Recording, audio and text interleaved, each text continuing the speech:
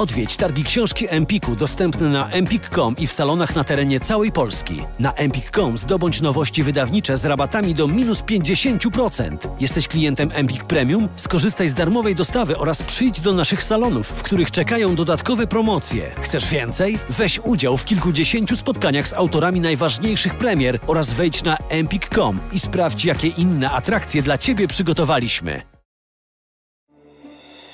Na program zaprasza sponsor.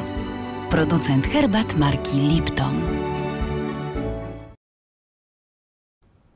Drodzy Państwo, dzień dobry. Chwilę po godzinie 16 zapraszam na kolejne spotkanie bardzo wyjątkowej, pięknej imprezy literackiej tego sezonu, a więc targów książki Empiku. Ja nazywam się Justyna Dżbik-Kluge. Mam ogromną przyjemność czytać dla Państwa te książki i rozmawiać z naszymi gośćmi i gościniami podczas wiosennej edycji targów książki. Jestem jedną z prowadzących te spotkania. Ze mną w tej odsłonie, podczas tego wyjątkowego wywiadu, dwoje tłumaczy. Zacznę od damy, Natalia Haritonow, nasza wspaniała tłumaczka z języka angielskiego. Dzień dobry, Natalio. Dzień dobry. A tradycyjnie człowiek, bez którego sobie nie wyobrażamy żadnego z naszych spotkań, elegancki, dostojny, uśmiechnięty, chociaż bez fryzjera, bo w końcu kto chodzi do fryzjera w niedzielę? Bernard Kinow, nasz tłumacz polskiego języka migowego.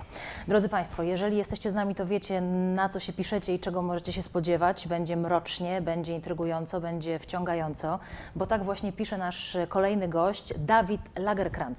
Bardzo wyjątkowa postać, jeśli chodzi o szwedzką scenę literacką, jeśli chodzi w ogóle o scenę literacką, ale i dziennikarską, bo to były dziennikarz, pisarz, człowiek, który kontynuował serię Millennium Stiega Larssona. O tym pewnie też będziemy mówić, jak sądzę, Państwo będą o to pytać. Zachęcam rzecz jasna do komentowania i do zadawania przeróżnych pytań, które przyjdą Państwu do głowy. Ale my dzisiaj świętujemy premierę nowej książki, która jest jednocześnie początkiem zupełnie nowej serii, z nowymi bohaterami stworzonymi właśnie przez naszego gościa. Powieść Człowiek, który wyszedł z mroku, a więc bardzo mroczny Dawid Lagercrantz z nami. Hello, David, welcome in Warsaw. Hello, happy to be here, or to be on the computer. Hello. Witam, cieszę się, że mogę z Państwem być za pośrednictwem łącza. Spodziewam się, że nasz gość zrozumiał całe to wprowadzenie, bo to słowo, które się przewijało, to była ciemność, człowiek, który wyszedł z mroku. Tytuł tej powieści w oryginale po szwedzku to jest obscuritas, też z tym mrokiem się wiąże. Wspomnę, że ze szwedzkiego tę powieść przełożyła dla wydawnictwa Wielka Litera pani Alicja Rozno. Angielski tytuł z kolei to Dark Music, więc od tej ciemności chyba zaczniemy. Czy nasz gość jest takim człowiekiem ciemności i co jest tam ciekawego? So David, I just said that you probably understood everything that I said about you. Yes, of course, yes. Of course, I'm so happy to know that you know Polish language so well. But the word that I used to use a couple of times was darkness. The title in Polish have something to do with darkness, the English title and the Swedish title. So what's cool about darkness? In fiction, of course, it's much cooler than light. That's what fascinates us. And darkness hides something. And darkness is the threats us. And darkness is what gets us through the page. I think it's a paradox a bit. In real life, we love to live a safe life without any dangers and with less darkness. But in fiction, we sometimes love what we hate in real life. That's sort of the therapy of fiction, and in fiction is the darkness who really gets us going. And sorry, now I'm talking too much. Yeah. I hope it's okay for Natalia. W literaturze myślę, że mrok pociąga nas dużo bardziej niż światło, ponieważ mrok ukrywa coś, mrok nam zagraża. To właśnie mrok sprawia, że mamy ochotę dowiedzieć się, co jest na kolejnej stronie. Mam wrażenie, że zachodzi tutaj pewien paradoks. Mianowicie w prawdziwym życiu obawiamy się mroku i wolimy czuć się bezpiecznie, unikamy zagrożenia, a w literaturze działa to zupełnie na odwrót. To znaczy mam takie poczucie, że w literaturze ciągnie nas do tego, czego unikamy, czego nawet nienawidzimy w zwykłym życiu. Więc może to jest jakaś funkcja terapeutyczna literatury. Właśnie mrok w jakiś sposób nas ekscytuje. No właśnie to hasło therapy of fiction ukryte w tej ciemności. David, would you like to ask something else, add something else to what you just began? No, it's a sort of the darkness is the theme of this book. The Swedish title is, as you said, obscuritas is Latin for darkness, what you cannot reach. So it's my hero, and one of my heroes, Professor Recke. He's drawn into darkness all the time, drawn into depression, and it's also darkness what really he wants to understand. But what he's seeking all the time is intellectual clarity, and he speaks Latin, and that's of course, so he's drawn to the darkness, but he seeks claritas, to understand, to see clear. So he's a sort of might try to make a modern Sherlock Holmes. Yes, I was waiting for that, to hear that. Yeah, I was waiting to hear that. Justyna właśnie dodała, no tak, to jest właśnie ta terapeutyczna, można powiedzieć, moc literatury i dopytała się Davida, czy chciałby coś dodać. Na co David odparł, że tak, że mrok jest głównym motywem tej powieści. Zresztą szwedzki tytuł brzmi Obscuritas, to jest właśnie mrok po łacinie. I jedna z postaci, profesor Recke, jest właśnie osobą, którą pociąga mrok, którego mrok wręcz wzywa.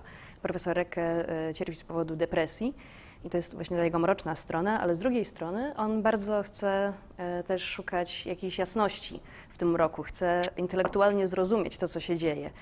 I zresztą też włada językiem łacińskim i powtarza w powieści co jakiś czas słowo claritas, czyli jasność.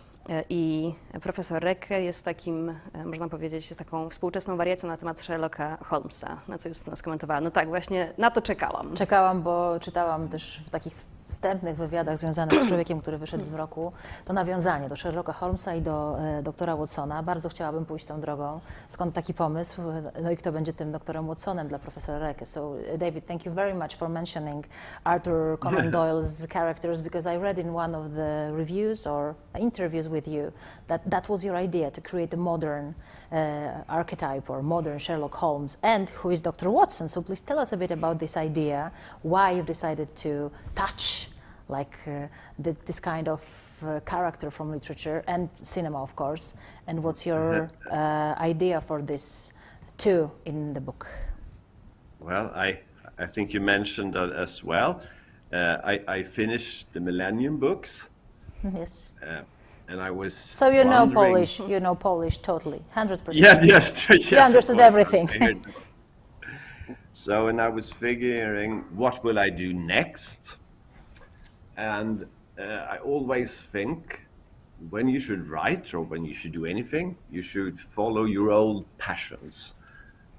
And I think my first literary love when I was just 10 or 11 was Sherlock Holmes. And it was so much about him that I loved. I loved his clarity, how he could see big things in just small details. But there were also things that I loved, but maybe I was dreaming of if he could be different. There were certain things I didn't like as much.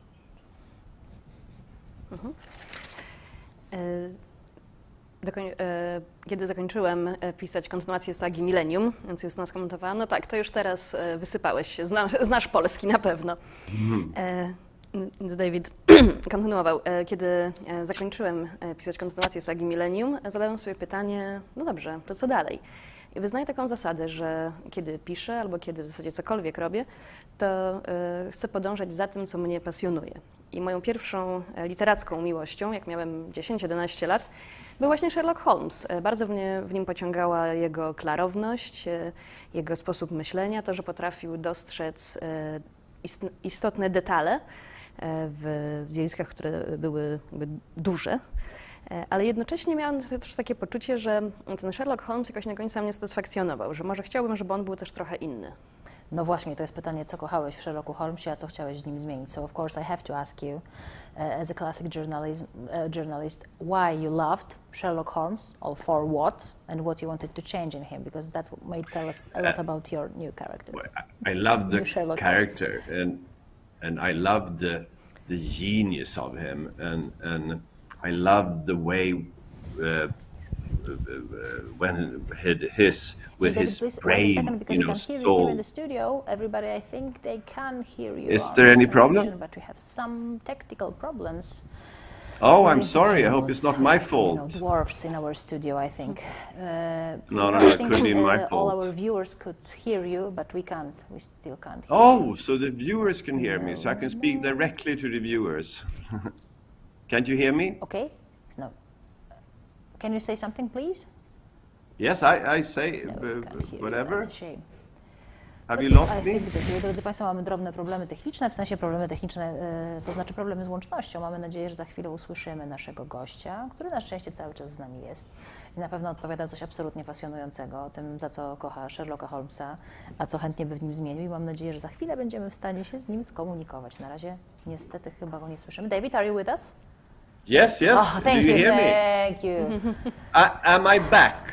Yes, you are. I think the problem is here in the studio. You know, we have something to do with our cables here. So Okay, I was embarrassed because I always mix up technical things, so I thought I did something. But now I you think hear that's me. yes, you are with us, and I think that's all. You know, the fault of the darkness. Let's just put it on Yes, darkness. yeah, of course. Of Too course. much darkness. That was the darkness. It's something played as or, So excuse us we for that. We could have been hacked as well. No one knows what happened. So excuse us for the situation. Yeah, no. Please, So, could you so repeat, I'm repeat used your to answer? hacking business after writing about Lisbeth Salander. But what I maybe didn't like about Sherlock Holmes was his arrogance. He was so sure that he was a genius, you know, he kept on bragging.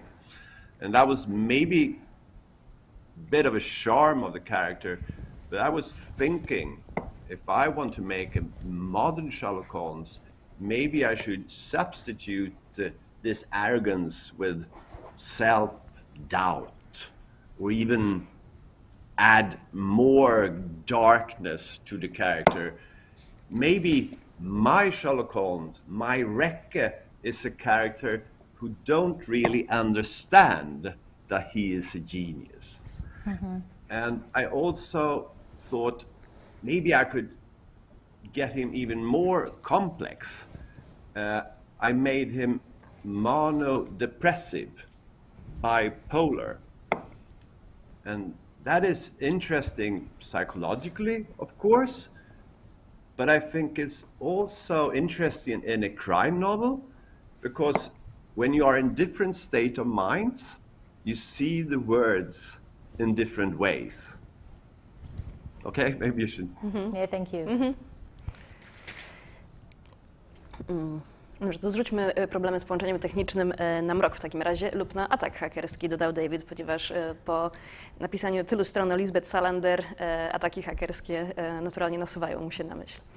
Więc David powiedział, że w Sherlocku Holmesie nie podobała mu się jego arogancja, że był on pewien swojego geniuszu, nieustannie się nim przechwalał. I kiedy zastanawiał się nad tym, jak może stworzyć współczesnego Sherlocka Holmesa, to stwierdził, że dobrym pomysłem byłoby zastąpienie arogancji wątpieniem w siebie.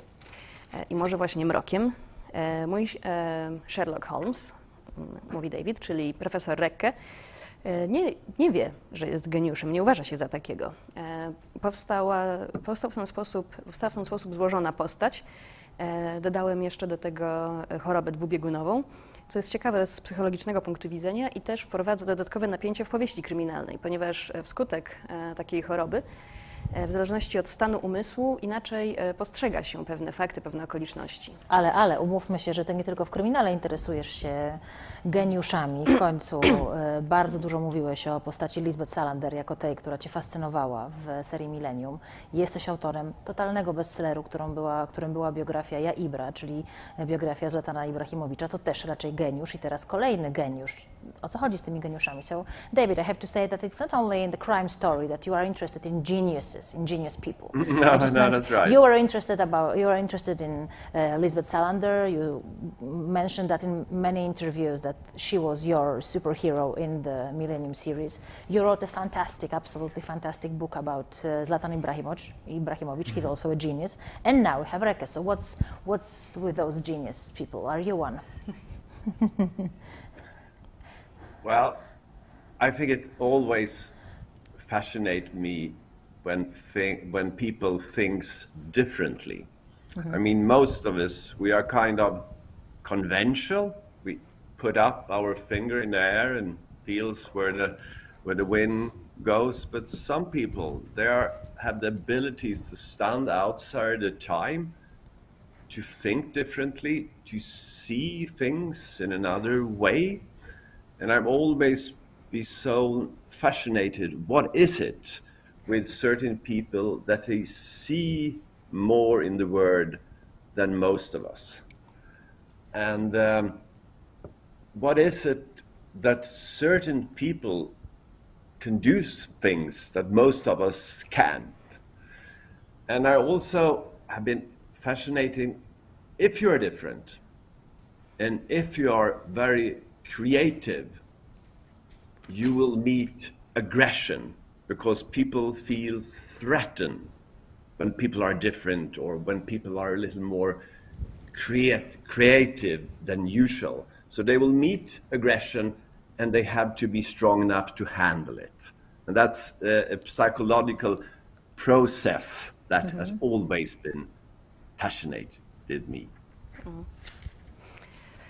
Zawsze fascynowali mnie ludzie, którzy myślą inaczej. Większość z nas myśli w raczej konwencjonalny sposób i patrzy w tę stronę, w którą zwraca się większość świata.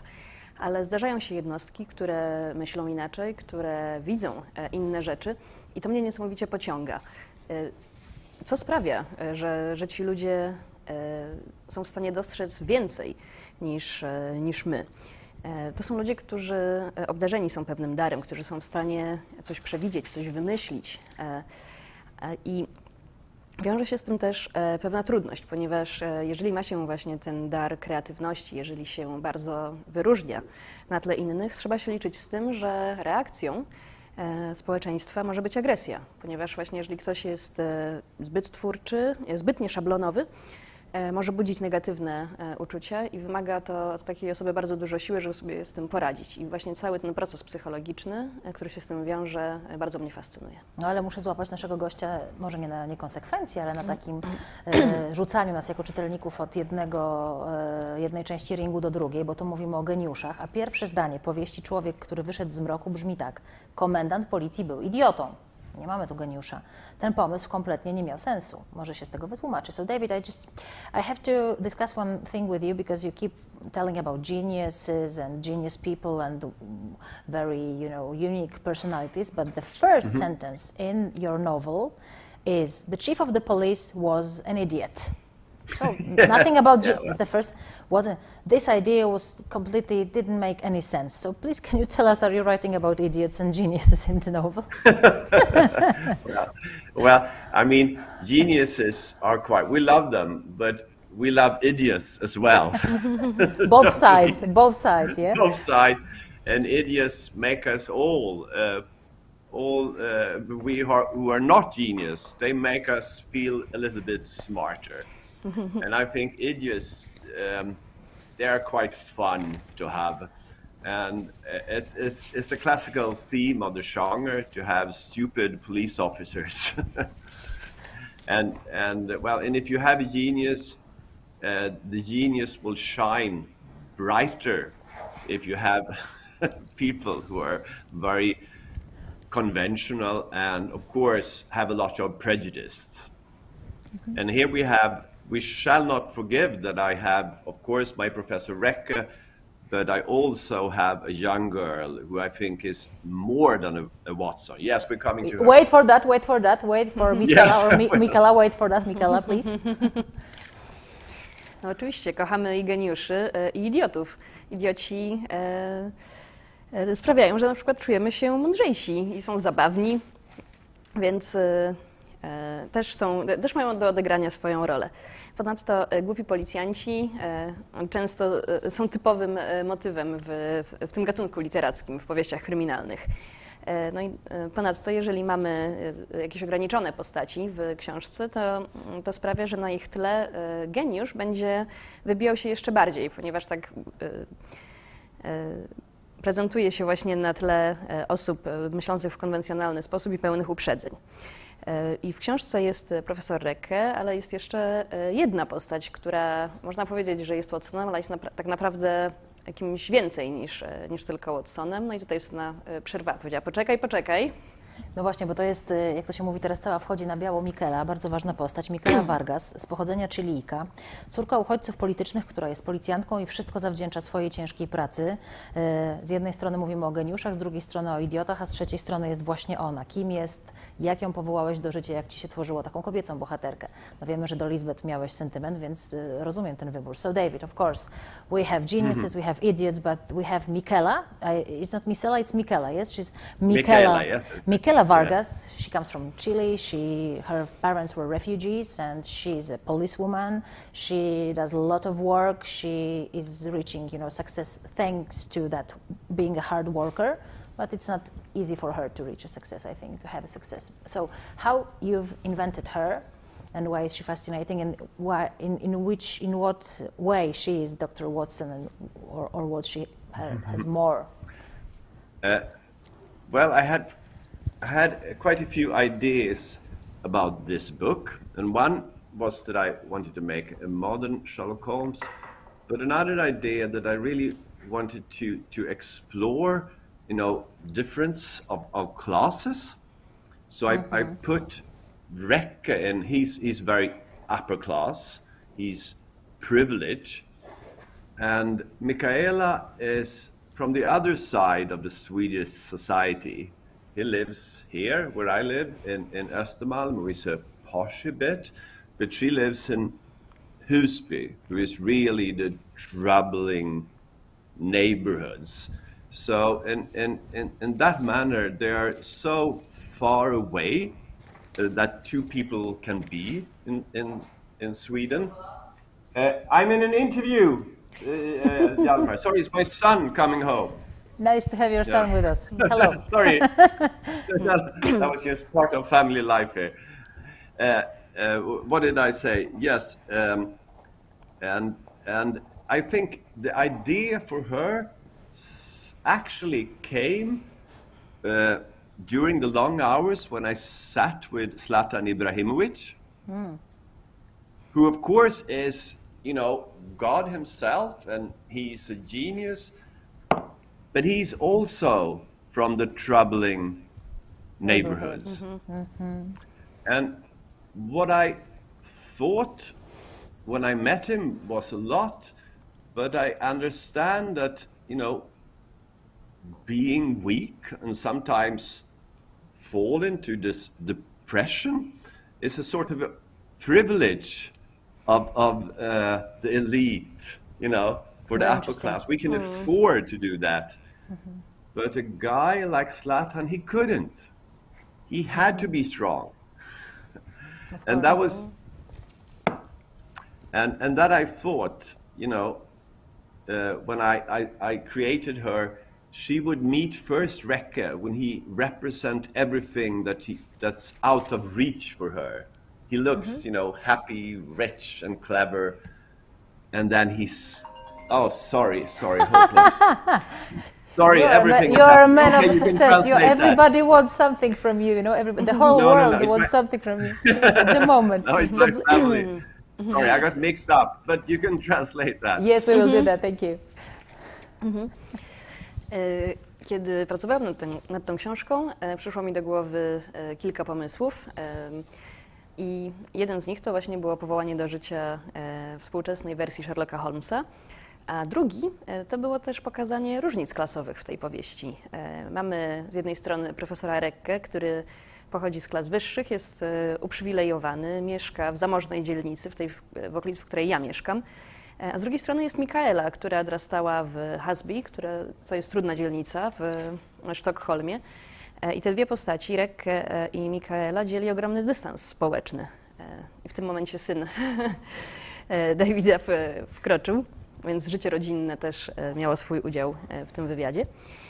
Zatem pomysł na Michaelę zrodził się z godzin, które spędziłem rozmawiając ze Zlatanem Ibrahimoviczem, bo Zlatan to jest z jednej strony ucieleśniony bóg piłki nożnej, geniusz, który wywodził się z trudnej dzielnicy I przyszła mi do głowy podczas pracy z nim taka myśl, że słabość i depresja to w zasadzie jest przywilej, na które przedstawiciele wyższej klasy mogą sobie pozwolić, a Zlatan zwyczajnie nie mógł wpadać w takie stany. On po prostu musiał być silny, jeżeli chciał odnieść sukces.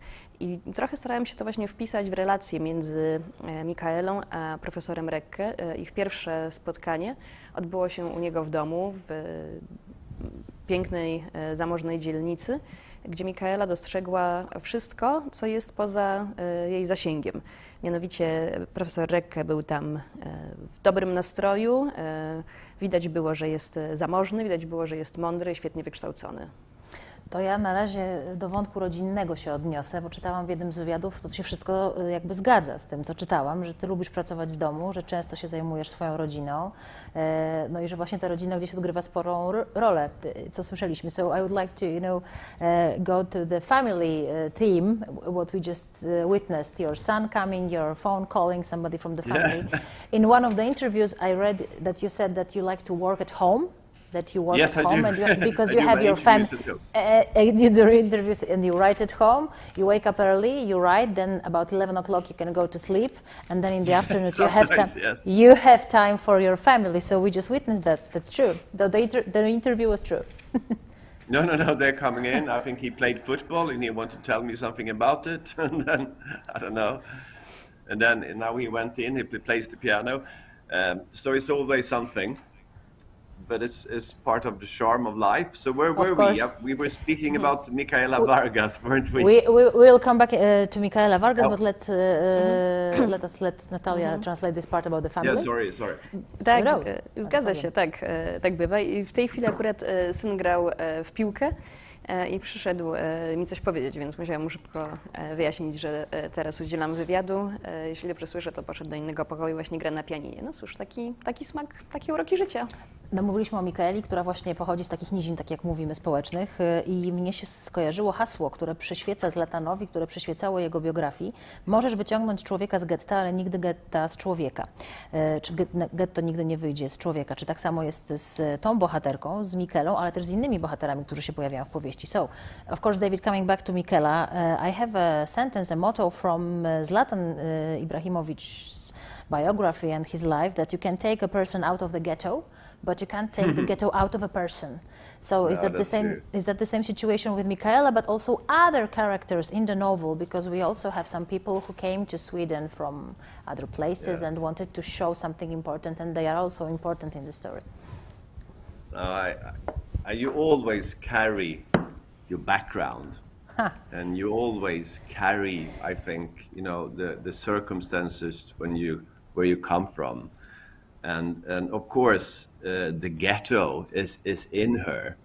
I mean, in one way, the ghetto makes her strong. She has a force, yes, to fight. But the ghetto also get her an inferior complex. She's hard to see the rich and the successful. And I always be interested in that when people from different classes meet each other, sometimes it's kind of a wall between them. They have so many prejudices about each other, and in many ways they have maybe hard to talk to each other, but sometimes a beautiful thing can happen. The war tears down and they meet. And they understand that they are quite alike, and maybe they understand that they can learn so much from each other. And I think that's part of the story of my Micaela and Recke. Cóż, tak, twoje pochodzenie zawsze z tobą będzie. Okoliczności, w których dorastałaś, będą ci towarzyszyć przez resztę życia. Więc to prawda, getto jest w Mikaeli, ale jest ona też dla niej źródłem siły i woli walki. Ma też to swoją drugą stronę, mianowicie Mikaela często czuje poczucie niższości i trudno jest jej się odnaleźć wśród ludzi, którzy są zamożni albo którzy odnieśli sukces. Mnie bardzo interesują właśnie takie spotkania ludzi z różnych klas społecznych. Jak je obserwuję, to często mam wrażenie, że między takimi ludźmi istnieje niewidzialny mur. Mur zbudowany z uprzedzeń, z tego, że trudno im się czasem porozumieć, ale czasami potrafi się między takimi ludźmi wydarzyć coś pięknego i tego też byłam świadkiem, że w trakcie rozmowy ten mur znika i dochodzi do prawdziwego spotkania, podczas którego ci ludzie rzeczywiście widzą siebie nawzajem i potrafią dużo się od siebie nawzajem nauczyć. I to jest właśnie przypadek profesora Rekke i Mikaeli. No i teraz muszę Państwu zdradzić, jakie było pierwsze pytanie, które zadałam naszemu gościowi, zanim jeszcze włączyły się kamery. Zapytałam go, czy powinnam mówić do niego sir, ponieważ pochodzi ze szlacheckiej rodziny, a to jest ważne w kontekście tego, tak sądzę, zaraz się przekonamy, o czym mówimy, na ile jego pochodzenie też determinuje to, czym się interesuje. So David, I just told our viewers that the first question that I asked you before we went on air was, should I call you sir? Because you come from a noble family, and I'm mentioning that because of what you've just said about, you know, classes and being interested in ancestors in the region. That is very interesting. Does it have to do anything with your life, with you being, you know, from a noble family, from your personal even experiences? Yeah, that was interesting that you asked me that. It was interesting in many ways, but yes, I'm sort of. I have this sort of the same background as Rekke, and it was so interesting meeting in Zlatan Ibrahimovic and seeing all that, and seeing how I understood that he has all his life to be strong, but in my family we thought of strength as a bit of a male vulgarity. I mean, we worship more the sensitive, the poet, or the fragile. So it was so many things. I sort of saw myself through him. And, well, I always try to write about my background because it's sort of a paradox, because we are a noble family in many ways. We have successful people, but we also, just as the Rekke family has, you know, depression, darkness, and I think we speaks about it, not proudly, but we speaks about it openly. That's our part of our heritage. But in other families, maybe from this neighborhood, it would be shameful. So I think everything that is interesting to explore, because when Michaela meets Rekke and sees that he's not just happy and rich and successful, but he's fallen deep into depression, she gets angry. She gets terribly angry. How could you? How could you? You had everything, and still you're falling into this. No tak, ciekawe, że o to zapytałaś. Ciekawe na wiele sposobów. I no tak, rzeczywiście moja historia rodzinna jest podobna czy sytuacja rodzinna jest podobna do sytuacji profesora Rekke. I tym bardziej ciekawe było dla mnie spotkanie z Zlatanem Ibrahimowiciem i rozmowy z nim i obserwowanie go. Bardzo szybko zrozumiałem, że życie wymusiło na nim to, żeby był silny. A w mojej rodzinie z kolei siła jako cecha była postrzegana jako coś wręcz wulgarnego, jako taki, po prostu trochę jak toksyczna męskość. I bardziej ceniliśmy w rodzinie takie wartości jak wrażliwość, poetycka dusza, czy nawet kruchość. Więc podczas tych spotkań ze Zlatanem mogłem się trochę w nim przejrzeć też. I rzeczywiście staram się nawiązywać do mojej sytuacji rodzinnej, do mojego pochodzenia w tym, co piszę, ponieważ jest też w tym ciekawy paradoks.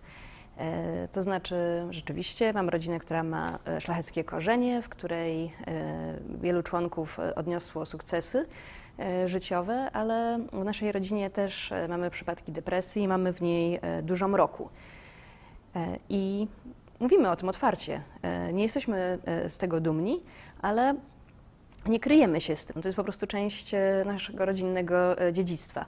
A wiem, że w mojej dzielnicy, w mojej okolicy mieszkają inne rodziny, które ukrywają takie trudne tematy, jakby to był powód do wstydu.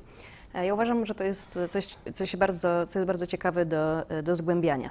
I też wypłynęło to w dynamice relacji między Mikaelą a profesorem Recke, ponieważ ona, kiedy zauważyła, że oprócz właśnie sukcesu i pieniędzy i takiej właśnie radości z życia, którą zobaczyła w nim, kiedy go widziała po raz pierwszy, odkryła, że on ma też właśnie depresję, mrok i te wszystkie ciemne strony, nie mogła tego znieść, wręcz krzyknęła na niego, ale jak możesz? Jak ty możesz w ogóle osuwać się w ten mrok? Przecież masz wszystko. No właśnie, to jeszcze jeden wątek związany z bohaterami, zanim porozmawiamy o zbrodni, bo w końcu to jest powieść kryminalna. So David, one more thing about the characters before we go to the crime, the word of the crime, because let's remember that's a crime story. So to, co powiedziała teraz Natalia, czyli... I said that's interesting when you're writing a new story, how much should you do it character driven and how much is intrigue driven. So that's interesting. We go on the characters and maybe that's most important for me, I don't know. But then of course we also need to have a crime. For me, of course, it's very important, it's very interesting to speak about the characters because I can feel what you just said, that you've created a new relationship and new people, but I think that our viewers are quite interested in the crime story, so we'll go to the crime story for a second, and maybe we'll come back to the characters, okay? Yes, of course. No. I love my crime, hopefully. I love my crime.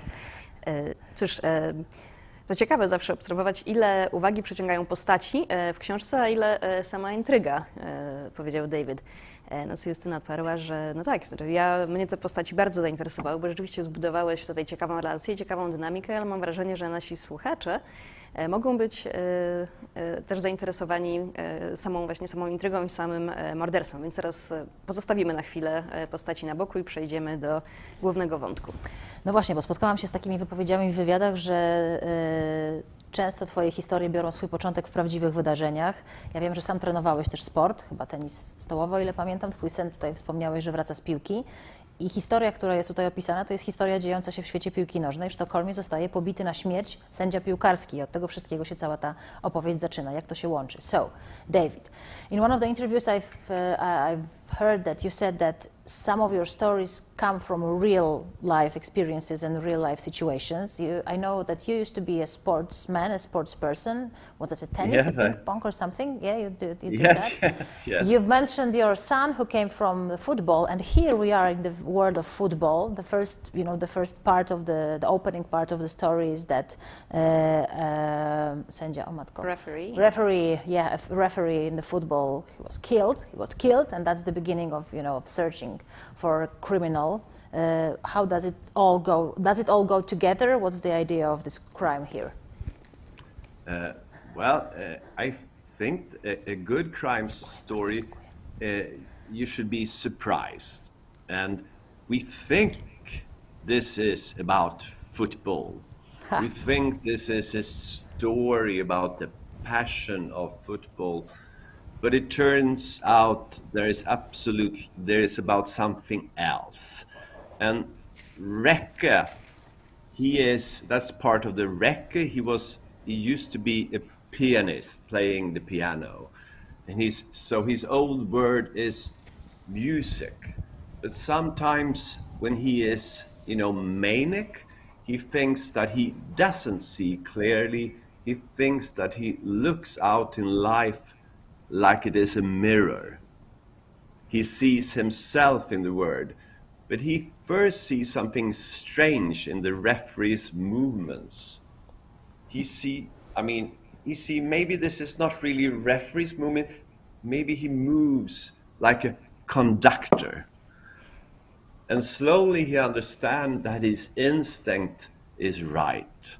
So it will turn out is really about music, and not only about love of music, but about the hatred of music. Uważam, że w dobrej powieści kryminalnej czytelnicy powinni być w którymś momencie zaskoczeni. Więc na początku wydaje się, że rzeczywiście intryga będzie się obracać wokół piłki nożnej, ale z czasem zaczyna się w tej powieści wyłaniać coś innego. Profesor Recke jest byłym pianistą, wciąż żyje w świecie muzyki i w epizodzie Manii widzi świat trochę jakby przez krzywe zwierciadło, nie jest pewien jasności swoich myśli i w takim momencie dostrzegł w ruchach sędziego coś nietypowego, coś, co przywiodło mu na myśl ruchy dyrygenta. I w miarę jak powieść się rozwija, Recke orientuje się, że miał rację, że umysł nie płatał mu figli. I ostatecznie ta powieść przekształca się w bardziej powieść o muzyce, a w zasadzie o miłości do muzyki, a także nienawiści. No to właśnie przy okazji tego wątku muzycznego, ale nie tylko, jestem ciekawa, jak wyglądał Twój research do tej książki, bo sądzę, że dziennikarskie zaplecze, lata pracy dziennikarskiej bardzo pomagają przy pisaniu powieści. So speaking about music and other, interesting subjects that you put in your latest novel, I'm wondering about the research you had to do for the book. As far as I know, you used to be a journalist, or maybe you still are, because you, as with the ghetto, you can't take being a journalist from a person. So I can imagine. No, that's right. That's Good point. I can imagine that it helps you writing a novel. So what was your research here with this darkness? Well, I do always research. I used to say if you will do good journalist, it's good, to tell it like a literary story, to use literary techniques in journalism. But if you want to write good fiction, good crime stories, I think you do it better if you have journalistic research. So I do that all the time. Now, of course, I had a lot of research about music, because music, as I said, is part of this. But I also, I do. That's part of my writing, working as a journalist, doing research. And if you want to lie in the literary ways, you lie better in fiction if you know the truth. So it's always good to start from the truth. Ja tylko dorzucę, and here że... I can reveal that much. It's about, the Taliban's part of the story. So I research about them, for example. Ja tylko dorzucę, że ja zawsze to pytanie wykorzystuję po to, żeby nam autor zdradził, o czym trochę napisał, ale pięknie Dawid próbował z tego wybrnąć. I used the question about the research to let the author say what's this book about as much as he wants to say, and I appreciate how you didn't want to say that. What's the book about? So no. Forget that. That's enough. That's enough. Not to give too much, What the book is about. The book is about. I learned a couple of years ago that Islamic movements, they are not only, go after women, they are not only threatened about, the face of a woman, they're also threatened about other things, music. And I learned that they were actually killing and harassed musicians in Afghanistan during the Taliban regime. And I was so fascinated about what it is with music that could threaten you, and what is it with beauty that could threaten you. And I was, interested to explore that. If we see something or hear something that is beautiful, I mean, it could make us longing for it, or it can make us attract to it, but it could also, wake something else, anger. We want to destroy what we can't get.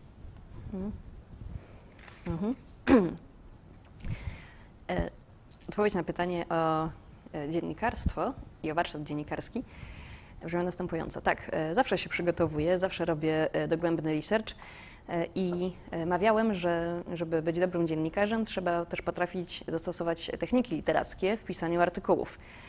A w przypadku kryminałów działa to w drugą stronę. Żeby powstał dobry kryminał, trzeba wykonać solidną pracę dziennikarską.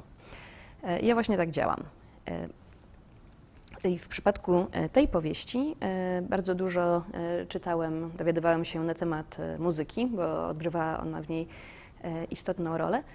I mam też taką obserwację, taką trochę zasadę, że znacznie lepiej, pisząc teksty literackie, nam się kłamie, kiedy wiemy, jaka jest prawda. I dlatego prawda jest zawsze dla mnie punktem wyjścia. Właśnie to Justyna wspomniała, że Dawid sprytnie wywinął się z odpowiedzi, nie chwycił przynęty haczyka, żeby opowiedzieć, o czym jest bardziej ta książka, że się sprytnie wywinął. No co właśnie Dawid dodał, że bardzo chętnie opowie, co nie było tutaj próby żadnego uniku. I że książka jest też o reżimie talibów.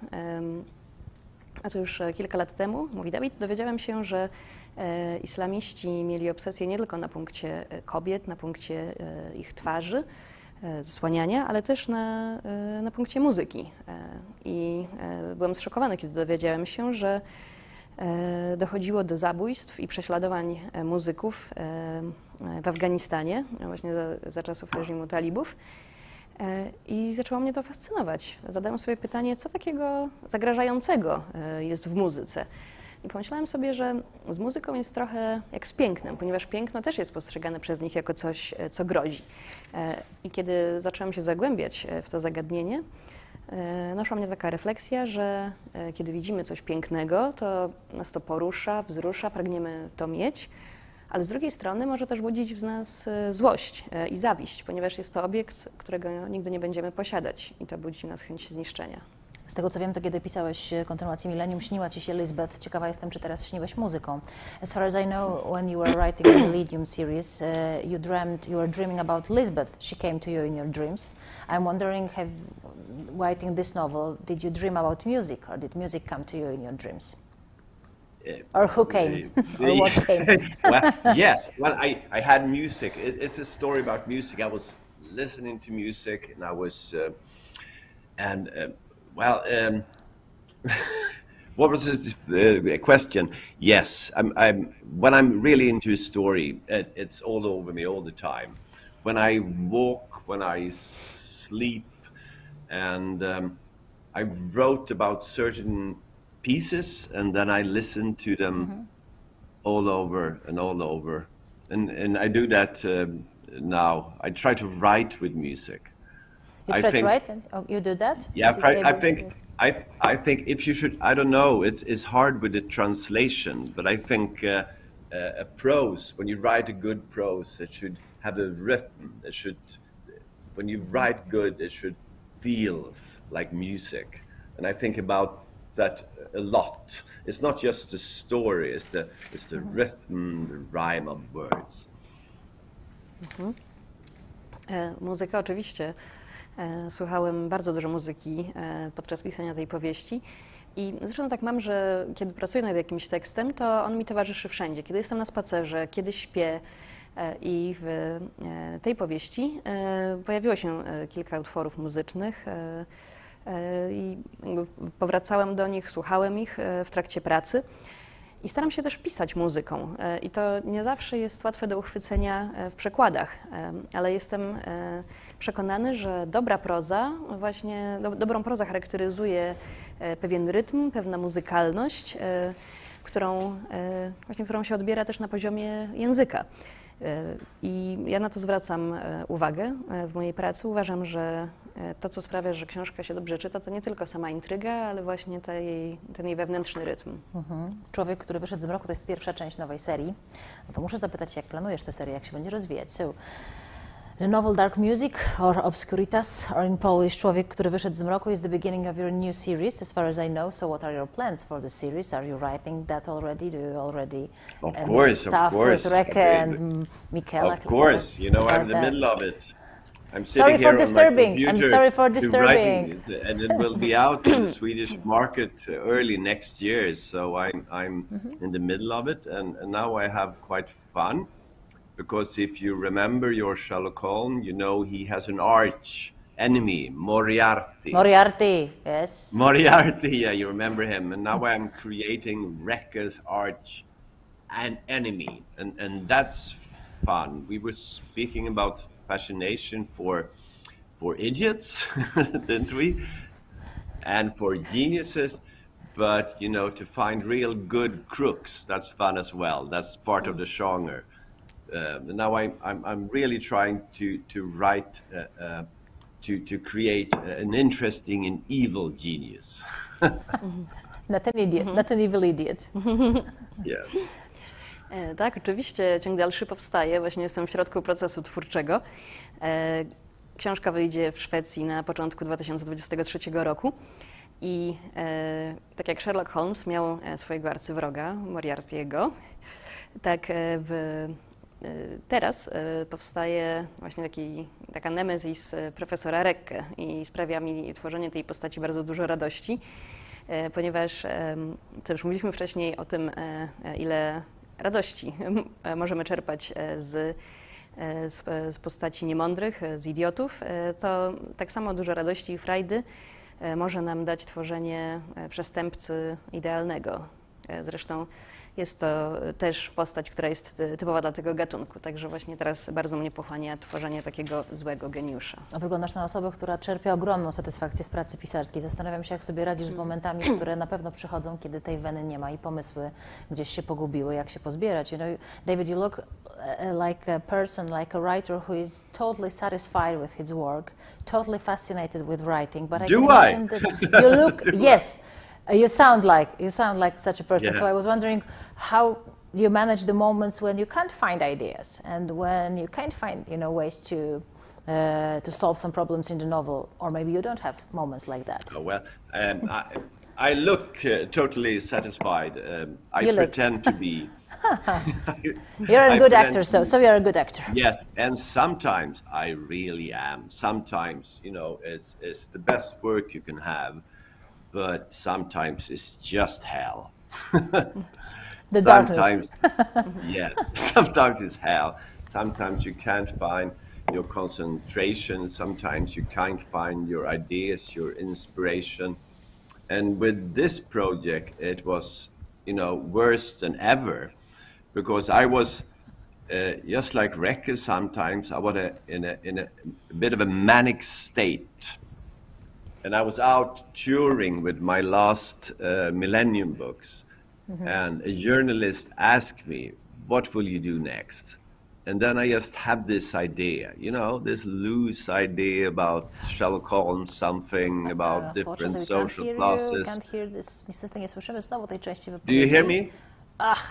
Just this Have you in lost the me? middle of the sentence. What a shame. Oh, maybe you can continue, please. Are you with us? So, well, No, where still did you we can't lose me? hear you. I don't know what doesn't work. Mogę przełożyć kawałek, który został powiedziany. Dobra, so David, bardzo dobry pomysł. Natalia will translate the first part of your answer, Okay. and we will come back in a Sure. second, I hope. Sure.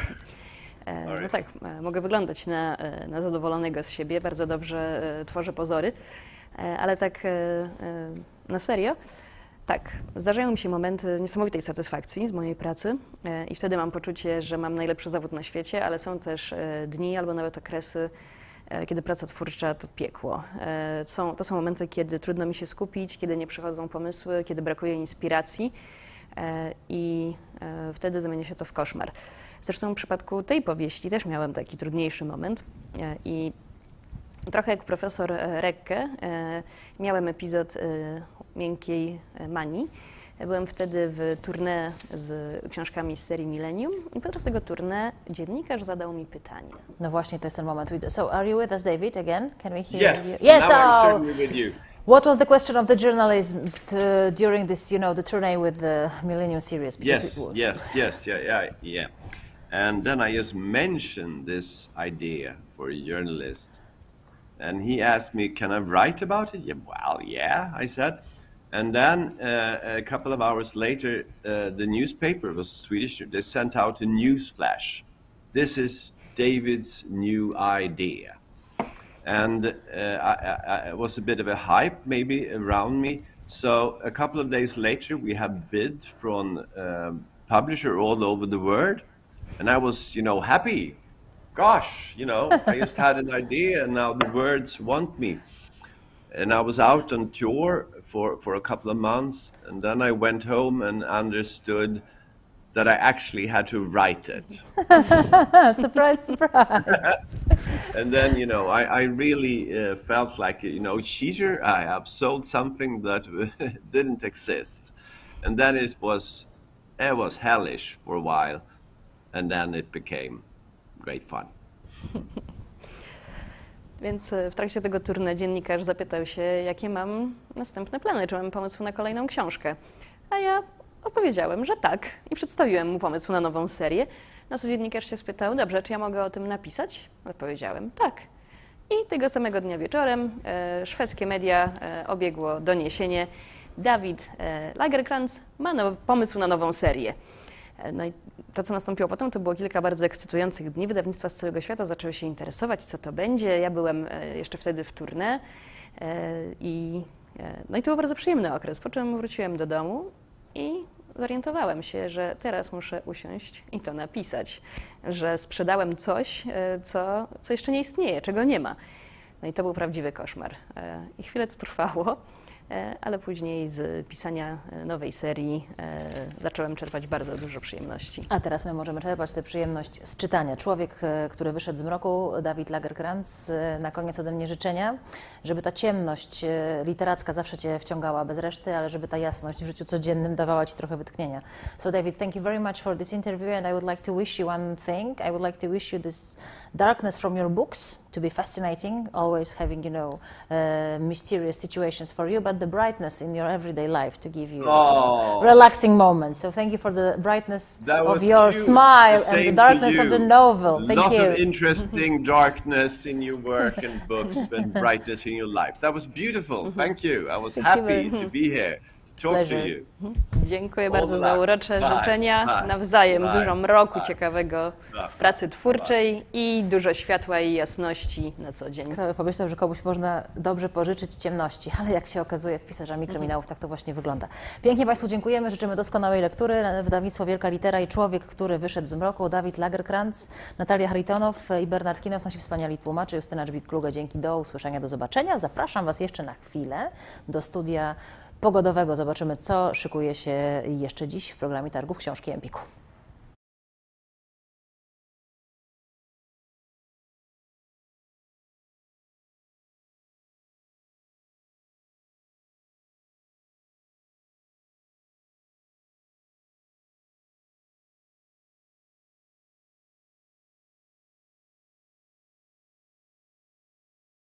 Jeśli Państwo słyszą głosy w tle, jak to zabrzmiało w kontekście naszego bohatera, profesora Reck, który miał problemy psychiczne i kryminału, głosy w tle, to żegnamy się po prostu z naszym gościem. Wspaniałe spotkanie z Davidem Lagercrantzem. Gorąco polecamy jego całą nową serię, zaczynającą się od powieści Człowiek, który wyszedł z mroku. Piękne słońce za oknami i wspaniale, ponieważ przed nami na targach coś wyjątkowego. Opowieści o miłości, o seksie, o erotyce, o tym, co w życiu najważniejsze, a więc spotkanie z kampanią sexet.pl na Instagramie o 17, czyli już dosłownie za sekundę rozpoczynają się spotkania. Państwo Szturowie, Państwo Jaconiowie dzisiaj zagoszczą na Instagramie i o 17 i o 19, a o 18 na żółtej kanapie Empiku na Facebooku. Oczywiście Ania Rubika, więc inicjatorka całego tego seksualno-pozytywno-miłosnego zamieszania. Bądźcie koniecznie z nami. I przypomnę jeszcze od siebie o konkursie Herbata Lipton w rolach głównych. Trzeba popijać, trzeba sobie dawać jakąś przyjemność dla kubków smakowych, szczególnie w niedzielne popołudnie. Róbcie zdjęcia przy tym popijaniu, wysyłajcie je do nas na adres premiera@empik.com i wygrywajcie bony o łącznej wartości 1000 zł na zakupy w Empiku i nagrody od naszego partnera, a więc od Liptona. Ja ze swojej strony pięknie Wam dziękuję za targi, bo to akurat moje ostatnie spotkanie targowe. Do zobaczenia na kolejnych i premierach online i literackich spotkaniach. Czytajcie książki, bo naprawdę są wspaniałym mostem między wszystkimi ludźmi, bo każdy znajdzie w literaturze coś wyjątkowego dla siebie. Do poczytania. Na program zaprosił sponsor, producent herbat marki Lipton. Odwiedź targi książki Empiku dostępne na empik.com i w salonach na terenie całej Polski. Na empik.com zdobądź nowości wydawnicze z rabatami do -50%. Jesteś klientem Empik Premium? Skorzystaj z darmowej dostawy oraz przyjdź do naszych salonów, w których czekają dodatkowe promocje. Chcesz więcej? Weź udział w kilkudziesięciu spotkaniach z autorami najważniejszych premier oraz wejdź na empik.com i sprawdź, jakie inne atrakcje dla Ciebie przygotowaliśmy.